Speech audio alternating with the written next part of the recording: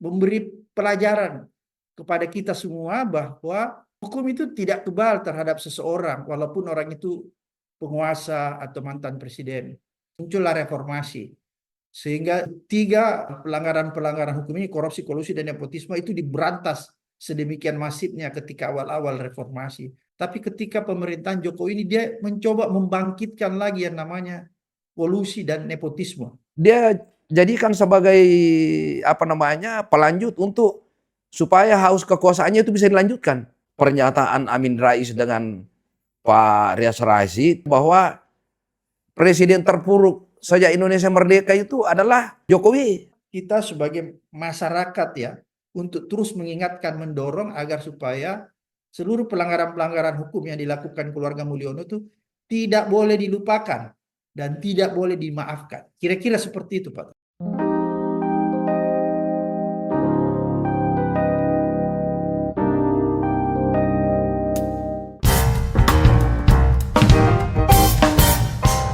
Assalamualaikum warahmatullahi wabarakatuh. Kita jumpa lagi di Tajuddin Rahman Law Firm Channel. Kali ini tamu saya adalah Bapak Dr. Abraham Samad SHMH, saudara saya, teman lama saya, dan seperjuangan. Sampai hari ini hati saya tidak pernah pisah dengan beliau. Assalamualaikum Pak Taju. Waalaikumsalam warahmatullahi wabarakatuh. Saya ikuti Bapak dengan ini. Sukses selalu. Sukses ya. Pak Taju. Ya. Alhamdulillah, saya tidak berpanjang lebar karena Bapak punya waktu, saya tahu.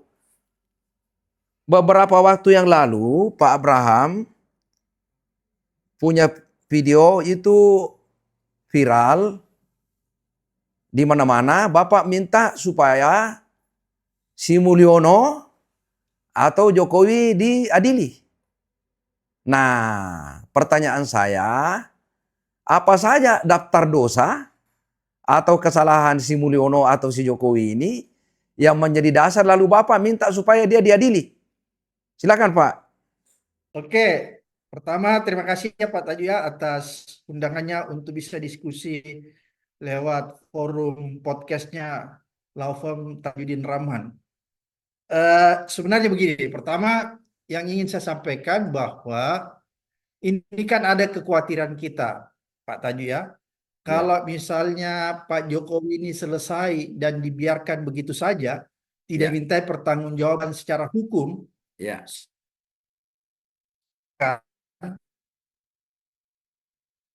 presiden selanjutnya itu akan mengulangi kesalahan-kesalahan atau mengulangi pelanggaran-pelanggaran hukum yang dilakukan oleh Jokowi.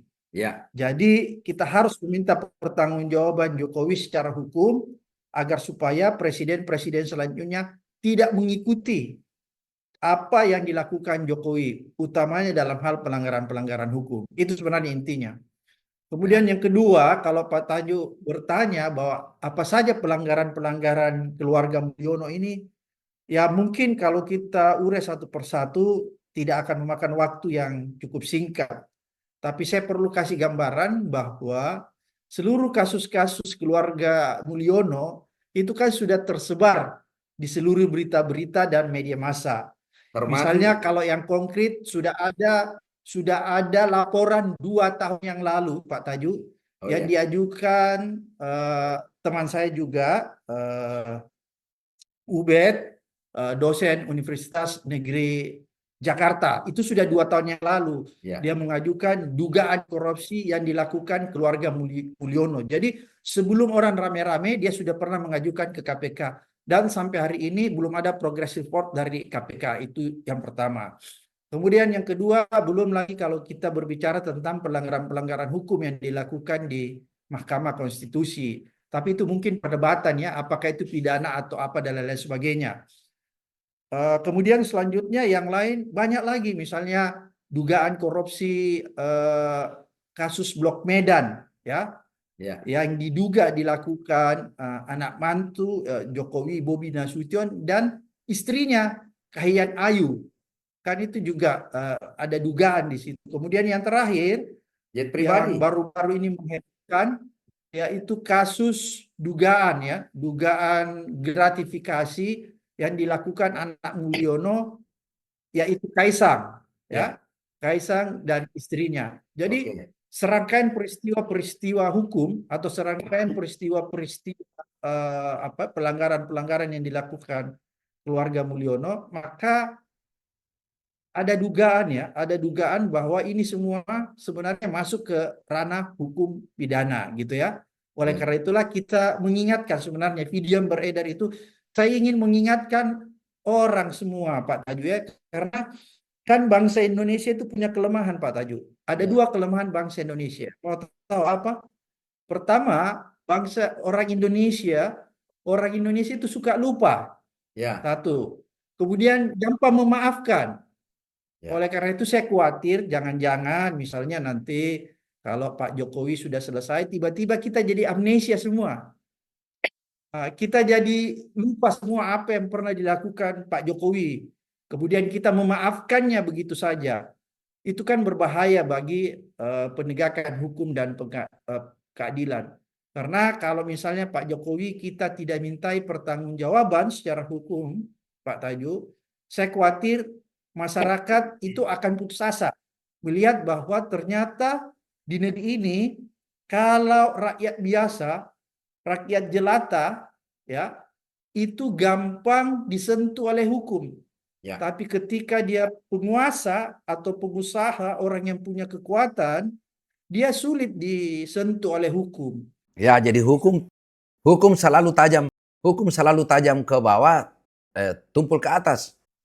Ya, itu yang kita khawatir. Oleh karena itu sebenarnya ini kita ingin mengedukasi ya, memberi pelajaran kepada kita semua bahwa hukum itu tidak kebal terhadap seseorang walaupun orang itu penguasa atau mantan presiden.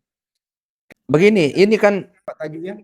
Ini kan dulu sebenarnya, ini mungkin perbedaan. Dulu kan waktu zaman Orde Baru sampai pada Habibie, dulu itu kan sebenarnya ada laporan pertanggungjawab presiden setiap akhir masa jabatannya di depan MPR. Ini kan sudah tidak ada sekarang. Jadi mungkin itu kan juga salah satu solusi bahwa karena tidak ada lagi pertanggungjawab presiden di depan MPR, maka memang ya harus bertanggung jawab langsung kepada rakyatnya. Iya, kira-kira seperti itu. Dan berkaca dari negara-negara tetangga kita, Pak Tajuk ya, misalnya Korea, kemudian Malaysia, itu kan dia sudah membuat satu tradisi konstitusi bahwa presiden itu bisa diadili. Mantan presiden Korea Selatan kemarin, dia hanya melakukan pelanggaran yang kecil, memuluskan anak mantunya untuk kerja, itu bisa diadili di pengadilan. Satu. Kemudian ibu negara cuma menerima tas bermerek, ya. Itu kira-kira berapa harganya, tidak terlalu heboh harganya, dia bisa dimintai pertanggungjawaban secara hukum. Kemudian yang terakhir, negara tetangga kita yang paling dekat, Pak Tajuk, Malaysia, dia kan bisa mengadili Najib. Pertanyaan saya, kenapa Indonesia tidak bisa melakukan itu? Kenapa Indonesia selalu memberikan imunitas, kekebalan kepada penguasanya, walaupun dia sudah pensiun? Kira-kira seperti itu, Pak Tajuk.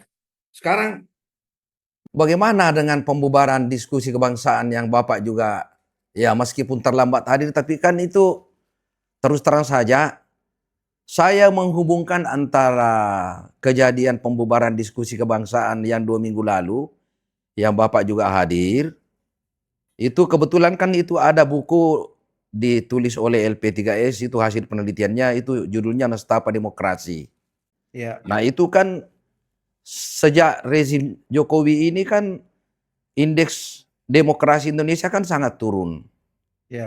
Nah ini kan kalau yang kita baca di buku Nestapa Demokrasi itu kan belum ada pembubaran paksa seperti itu, apalagi preman. Nah sekarang ini ternyata lebih parah daripada yang ditulis di buku Nestapa Demokrasi itu. Bagaimana pendapat Bapak dengan, saya melihat bahwa yang pakai kucir-kucir itu di rambutnya itu, terus setelah bubar kemudian dia pergi cipika-cipiki dengan aparat hukum. Ya memang begitu ke demokrasi seharusnya. Ya, teman-teman dari diaspora beberapa negara ya. Cuman saya agak terlambatnya itu persis lagi ribut begitu saya masuk, langsung dilerai ya, mereka selesai ribut yang saya sempat bertabrakan dengan para perusuh itu di pintu gitu kan. Sempat gitu, sempat beradu argumen ya, tapi Ya. kemudian langsung dia keluar. Tapi yang ingin saya katakan begini, kalau melihat fenomena pembubaran itu sebenarnya, ini kan sangat menyedihkan Pak Taju ya. Karena seperti Ya. tadi Pak Taju katakan bahwa Indonesia ini kan indeks demokrasinya turun. Ya. Bukan saya cuma indeks demokrasi, indeks penegakan hukum juga turun. Ya. IPK-nya juga turun. Jadi semua turun. Tidak ada yang bisa diharapkan. Termasuk. Tapi yang paling parah menurut saya bahwa kita kan selama era reformasi itu ini kelihatannya Pak Taju ya, demokrasi kita sudah menampakkan sesuatu yang menggembirakan sedikit ya di tahun-tahun awal-awal reformasi. Orang bebas mengeluarkan pendapat, bebas berserikat, bebas berkumpul dan lain-lain sebagainya. Itu pernah terjadi di era misalnya awal-awal reformasi. Tapi Ya. kemudian di era sekarang, utamanya di era pemerintahan Mulyono, demokrasi kita itu menjadi mundur kembali ya. Ya. Salah satunya kalau kita lihat kebebasan berekspresi, kebebasan berpendapat itu sudah mulai dikekang, Ya. berkumpul dan lain-lain sebagainya. Kita bisa lihat contoh kemarin misalnya pembubaran paksa ya, diskusi yang harus dilakukan di Grand Kemang itu dibubarkan oleh preman. Walaupun itu preman ya, tapi kan kita harus lihat siapa orang yang berada di belakangnya Pak Tajo ya. Bahwa dia tidak mungkin dong bisa lolos begitu saja masuk ke sebuah hotel ya, membubarkan acara dengan gampang tanpa diberikan ruang keleluasaan oleh kepolisian untuk Ya. masuk. Kan begitu. Ya. Masuk di hotel itu tidak mudah Pak Tajo. Dia Ya. harus melewati kepolisian yang ada di luar, kemudian harus melewati security internal hotel. Kalau tidak ada kerjasama kan nggak mungkin dia bisa masuk dengan seenaknya begitu saja. Nah, itu yang Beda saya misalnya maksud. kalau acara itu dilakukan di gedung ya, di luar itu kan lebih mudah orang mengaksesnya kan. Oleh karena itulah itu yang memprihatinkan kita bahwa katanya kita negara demokrasi, tapi ketika rejim Mulyono ini berkuasa 2 periode, itu sudah mulai ada kelihatan pembungkaman ya terhadap kebebasan orang berpendapat, kebebasan orang berkumpul. Kalau kita lihat contoh kebebasan orang berpendapat, kan sekarang orang jadi takut-takut mengkritik Pak Tajo. Ya. Kalau salah sedikit orang bisa dilaporkan, Ya, kecuali Pak Abraham dengan saya tidak takut. orang mulai takut dikenakan undang-undang ITE kan gitu kan? Ya. Itu kan Ya. cara pemerintah membungkam. Ya. Kalau dulu cara pemerintah membungkam zaman Orde Baru, membungkam kebebasan orang berpendapat itu kan jelas-jelas misalnya medianya yang dibungkam atau apa Ya. dan kalau ini jadi ada regulasi yang dibuat kayak seperti undang-undang ITE. Jadi ketika dia memakai undang-undang itu seolah-olah itu sah ya, seolah-olah Ya. itu bukan pembungkaman kan gitu ya. Ya. Jadi Ya. lebih soft, lebih halus caranya sehingga kalau mau dibilang pembungkaman dibilang enggak, kita enggak bungkam, kita biarkan tapi ini kan dia melanggar undang-undang ITE dan lain-lain sebagainya. Itulah cara pembungkaman yang soft ya di era pemerintahan Jokowi. Ada Padahal itu lagi, kan Pak. Ada lagi, ya Pak Bram. ya Selama rejim sebenarnya memang Jokowi. menarik ya kalau kita lihat fenomena Pak Jokowi ini Pak Taju ya. Ya. Dia kan awalnya itu tampil mempersepsikan diri sebagai pemimpin yang populis. Ya, Ya, saya saya termasuk termasuk tertipu. tertipu. Ya, Pak Taju mungkin kita semua merakyat Ya. ya, Ya. populis merakyat. Tapi kan di akhir-akhir masa jabatannya itu sudah mulai menampakkan wajah aslinya Ya. ya. Bahwa ternyata dia otoriter, dia tidak menghargai kebebasan berpendapat, dia anti demokrasi. Dan memang kalau kita lihat eh, apa ya peristiwa-peristiwa yang terjadi di belahan dunia lainnya Pak Tajuk ya, Ya. di negara-negara lainnya ternyata ini menarik ya kalau saya lihat rata-rata pemimpin-pemimpin yang dianggap populis, pemimpin-pemimpin yang dianggap merakyat, di tangannya itulah dia yang akan membunuh demokrasi. Itu boleh dilihat dari beberapa negara-negara dan itu terkonfirmasi Pak Tajo kalau kita baca bukunya apa tuh Demokrasi Mati kan itu Ya. terkonfirmasi di situ. Ya. Berarti demokrasi di Indonesia sudah mati juga ini. Nah, terus Ya boleh dikatakan di ada tepi jurang Pak Tajuk. ada lagi begini. Selain dari itu tadi, pengalaman saya, menurut pengamatan saya, sebelum ini rejim ini berkuasa, itu saya merasa bahwa dulu tidak pernah ada politik adu domba. Jadi dulu itu rakyat tidak pernah terbelah. Iya, Ya, ini kan dulu kan ini setelah ada kampret dan apalagi satu itu, eh, pembelahan ya, pembelahan. ya, ini kan begini ya. Jadi dulu itu tidak ada istilah zaman SBY ke sana, tidak ada istilah intoleransi, belum ada itu. Iya, Setelah Jokowi ini si Mulyono berkuasa, tiba-tiba intoleransi ini menjadi seakan-akan baru lucu, maaf ini ya, seakan-akan golongan kanan itu yang intoleran dan yang kiri itu yang sedikit itu toleran. yang toleran. Nah, ini kan demokrasi ini kan sebenarnya tidak begitu. Bagaimana Ya, bisa negara demokrasi ini lalu penguasanya yang menciptakan pembelahan bangsa? Ini juga mungkin ya, ini saya ingin tanya kepada Bapak, apakah ini bagian daripada pernyataan Amin Rais dengan Pak Rias Rasyid yang menyatakan ya kalau Pak Rias Rasyid kan ini dua kali, satu kali di podcastnya Pak Abraham dan di podcastnya juga Pak Akbar Faisal itu menyatakan bahwa presiden terpuruk sejak Indonesia merdeka itu adalah Jokowi, dan itu juga salah satu video di official Amin Rais juga mengatakan bahwa Jokowi ini adalah presiden terpuruk selama Indonesia merdeka. Wah, bagaimana tanggapan Bapak mengenai ini? Saya cuma bertanya saja. ya, jadi menarik sebenarnya kalau kita mengkaji fenomena kedua pernyataan tokoh Pak Amin Rais dan Pak Rias Rasyid ya. Jadi dia mempersepsikan itu bahwa melihat presiden-presiden sebelumnya kemudian membandingkan dengan presiden Pak Jokowi, dia tiba-tiba menganalogikan bahwa Presiden Jokowi itu adalah presiden yang terpuruk sepanjang sejarah. Terpuruk dari segi apa? Menurut Prof. Rias itu dan Pak Amin Rais mungkin terpuruk dari segi demokrasi dan lain sebagainya untuk bisa berdamai dengan rejim Mulyono. Kira-kira seperti itu Pak Tajo. Nah, sekarang begini, kalau dia terpuruk dan ini kan para aktivis demokrasi Indonesia ini seperti misalnya Bapak dan kawan-kawan, kan ada satu yang pernah Bapak wawancara Pak Faisal itu, Faisal Asegaf, ya saya tidak mau menyebut yang satu yang dia bilang, Ratu Bohong, satu dia bilang Raja Nipu. Nah, saya tidak mau menyebut namanya orang itu.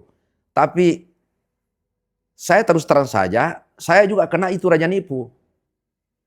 Kenapa? Karena saya termasuk orang ketika tahun 2014 itu si Jokowi ini mau jadi presiden, kan saya masuk di sini adalah tim dan saya belikan sepeda untuk nyumbang untuk waktu dia kampanye.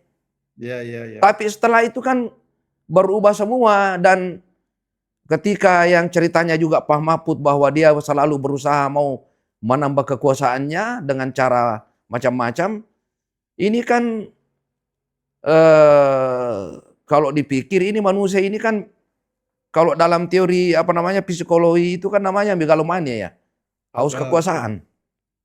Nah, apakah karena dia haus kekuasaan ini, sepertinya haus kekuasaan ini bukan cuma dirinya, termasuk untuk keluarganya juga. Jadi setelah dia haus, anaknya, menantunya semua dia jadikan sebagai apa namanya pelanjut untuk supaya haus kekuasaannya itu bisa dilanjutkan. Bagaimana tanggapan Bapak? Ya, memang menarik ya Pak Tajo ya kalau kita lihat fenomena keluarga Mulyono ini ya di era rejim Pak Jokowi. Ketika kita melihat Pak Jokowi ini sudah mulai semakin kemaruk kekuasaannya, bukan saja dirinya, tapi dia mencoba mendudukkan semua keluarganya di tampuk kekuasaan, mulai dari wali kota, gubernur dan lain sebagainya. Bahkan ajudan-ajudannya pun ya Pak Tajo, ajudan-ajudan keluarganya itu juga coba didudukkan di tampuk kekuasaan. Ada yang mencalonkan diri di bupati kabupaten A, B, dan C. Jadi inilah kelihatan bahwa ketika dia ingin menyelesaikan masa tugasnya sebagai presiden, maka pada saat yang bersamaan dia mencoba melebarkan sayap kekuasaannya lewat keluarganya. Dan ini kan kalau kita lihat ini adalah bagian dari keserakahan kekuasaannya Pak Tejo, kemaruk kekuasaan. Dan bukan sekedar kemaruk kekuasaan, tapi ada pelanggaran hukum yang dilakukan. Karena praktek kemaruk kekuasaan Jokowi itu dilakukan dengan cara nepotisme. Ya, Padahal kita tahu waktu Orde Baru jatuh itu ada 3 agenda yang dikoreksi. Ya, ya. Pak Tajuk kan juga salah satunya ini. Korupsi, kolusi, dan nepotisme. Ini yang dikoreksi ya, sehingga muncullah reformasi. Sehingga ketiga pelanggaran-pelanggaran hukum ini, korupsi, kolusi, dan nepotisme itu diberantas sedemikian masifnya ketika awal-awal reformasi. Dicoba supaya tidak terulang lagi. Tapi ketika pemerintahan Jokowi ini dia mencoba membangkitkan lagi yang namanya kolusi dan nepotisme. Ya, kita Dibangkitkan lihat dan dipelihara. ya, dipelihara, dirawat ya Pak Tajud, dirawat Ya. sedemikian rupa, Ya. diberikan benih, disemai sehingga dia tumbuh subur, kan kira-kira seperti itulah. Sehingga praktek nepotisme itu menjalar, bukan saja karena Pak Tajud bilang dipelihara, disemai, dirawat sehingga dia menjalar sampai ke daerah-daerah. Kan kita prihatin Pak Tajud, lihat tuh ya, pelantikan-pelantikan DPR baik kabupaten, kota sampai ke pusat kemarin, itu kan rata-rata kalau bukan anaknya, Ya. istrinya, bahkan ada orang yang dilantik suami istri dan 1 anaknya. Ini kan menyedihkan sekali. Sekarang di Makassar ini kan satu suaminya calon gubernur, istrinya calon wali kota. Agak mirip begitu kira-kira ya. Hah? Ada juga 1 calon gubernur, kan kita harus sebut semua Pak Tajud supaya Ya, dianggap ya, berpihak. ya, 1 calon gubernur, terus 1 adiknya juga calon bupati. Kan ya, salah sama juga kan gitu. Jadi kita harus sebut semua. ya. Karena nanti kalau Ah, cuma 1 dipikir kita berpihak ya. ya.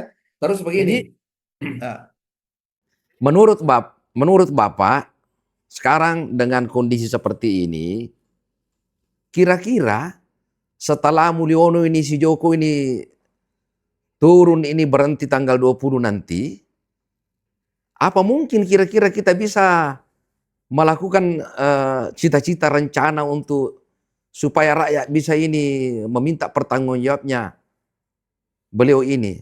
Dengan cara apa kira-kira bisa kita lakukan ini? kalau ada desakan yang kuat Pak Taju ya, kalau ada desakan kuat dari seluruh elemen masyarakat, maka itu mungkin akan membuat aparat penegak hukum dan pemerintahan baru akan bisa melakukan langkah-langkah yang konkret untuk mengadili Jokowi. Jadi memang harus ada desakan yang kuat. Karena kalau tidak ada desakan yang kuat, saya khawatir pemerintahan baru maupun aparat penegak hukumnya itu agak sungkan mengadili Jokowi karena ini dianggap ini mantan presiden, seperti begitu kira-kira. Oleh karena itu perlu adanya desakan kuat dari seluruh elemen masyarakat untuk terus mendorongnya dan menyuarakan itu terbukti, maka dia harus diperhadapkan ke meja hijau. Karena kalau tidak Pak Tajuk, saya khawatir nanti presiden-presiden selanjutnya itu akan semakin berbahaya, akan meniru apa yang dilakukan Jokowi. Itu dampak negatifnya sebenarnya. Oleh karena itu perlu desakan semua ya elemen masyarakat untuk terus mengingatkan. Kenapa harus terus mengingatkan, didorong supaya masyarakat jangan lupa Pak Tajuk. Karena tadi saya katakan kan, orang Indonesia itu 2 penyakitnya Pak Tajuk. 1 gampang lupa, 2 gampang memaafkan.